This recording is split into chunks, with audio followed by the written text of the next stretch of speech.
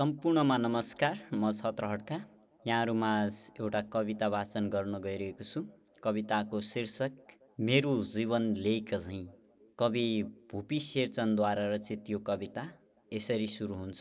मेरो जीवन लेख झैँ बिरानो थियो, मेरो दुनियाँ मुर्दा पोल्ने बगर झैँ सुनसान थियो, र म आफ्नो जीवनको लेखमा चमरी गाएको गोठालो झैँ एक्लो थिए।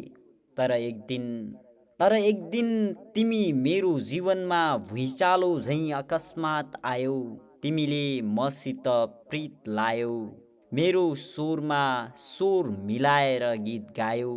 मैले बधाई दिए आफ्नो यौवनलाई, अन्तमा तिमीले पनि कसैको प्रीत पायौ। तर जस्तो कि थियो मलाई डर, निरन्तर अपमानित भएको मानिसको हृदयभित्र अभिमान थाके झैँ, वृद्ध शरीरभित्र प्राण थाके झैँ तिमी मेरो प्यारमा थाक्यौ। अनि फेरि आउँला भनी नदीको लहरमा नाचेको पात झैँ, भोरको प्रतीक्षामा बाँचेको रात झैँ तिमी बेपत्ता भयौ, कुन्नी कता गयौ। यद्यपि मलाई थाहा थियो तिमी अब कहिले आउँदिनौ, मेरो स्वरमा स्वर मिलाएर अब तिमीले कहिले गाउँदिनौ।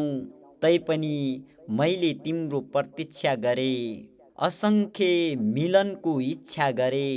तिमी भने कुनै अप्रसिद्ध लेखकको प्रथम पुस्तकको दोस्रो संस्करण झैँ वादा गरेर पनि कहिल्यै आइनौ।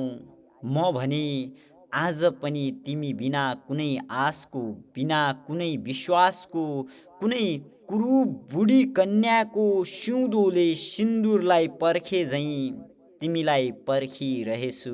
किनकि आज म भित्रभित्रै हिम श्रृङ्खला झैँ चर्किरहेछु। धन्यवाद।